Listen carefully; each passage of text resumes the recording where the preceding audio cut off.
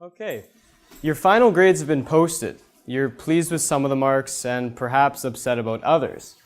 Your friend asks you, which course did you enjoy the most? How do you come up with this answer? See, there's a few factors we consider when we think back about our experiences, but we tend to fail to consider the whole story. So today I'm gonna sort of address how this might occur.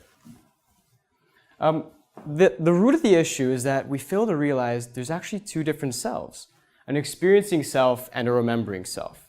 The experiencing self is the one who lives and explores the vast world. It's also the one that completes the daily tasks at hand. And the remembering self is the one that keeps score. It's the one that keeps track of all the things the experiencing self took part in. It's more of a storyteller that summarizes our experiences into readily available memories. Now, this distinction between an experiencing self and a remembering self lies in the fundamental properties and limitations of our memory. Memories are not stored in our mind like a file is stored in a filing cabinet. If this idea were true, then the memory of all of our experiences would be exactly the same as the experiences itself. And that's simply not the case. Instead, the remembering self often trims our experiences to make stories that can fit as a memory.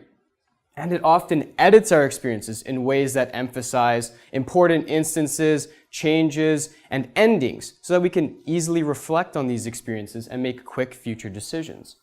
Well, just like a story you read, the ending is very important. The ending can change your entire outlook on a story. Well, the ending can also change your entire outlook on an experience. And that's the major issue that happens when we later reflect on our experiences. So let me illustrate this problem with a sample, with a study conducted in the 90s. Now, patients were asked to report their pain during every minute during a colonoscopy. This used to be a more painful procedure, but I won't really get into details. If we ask the question, which patient suffered more, it's clear here that patient B suffered more. His colonoscopy was longer, and for every minute of pain that patient A had, patient B also had, and more. But if we ask a different question, how much do these patients think they suffered, we get an entirely different and more puzzling response. When later asked how bad was the procedure in total, patient A had a much worse memory of the colonoscopy than did patient B. And that's because these two stories differ, and they differ here in their ending. Patient A's colonoscopy ended at a peak of pain, and this ultimately led to a worse memory of their experience. Now, this same sort of issue, conflict between the experiencing self and the remembering self, can occur when we're deciding which courses we should take in the future. We spend a lot of money and a lot of time in the courses we take, and so it's essential we get the most out of our education by taking courses that we actually enjoy and can learn relevant and valuable information in.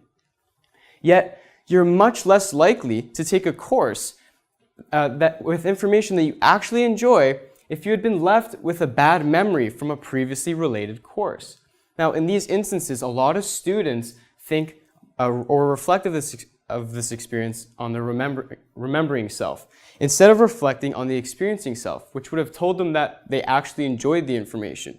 And then this leads a lot of students to take courses that they actually have no real interest in, but will give them a good ending, and thus a good memory of the course. And so what ends up happening is you start to enjoy the classes you do well in, rather than ever getting the chance to do well in classes you actually enjoy. So my advice to you when you're thinking about your next university course to take is to think on the experiencing self. Reflect on that experiencing self. This will tell you which information you actually enjoyed during the course, and your subsequent decisions will be based off an overall positive learning experience, rather than a perfect ending. This, in turn, will guide you to surrounding yourself with information you actually enjoy, and thus give yourself the chance to pursue your true passions, which to me will make the best story. Thank you.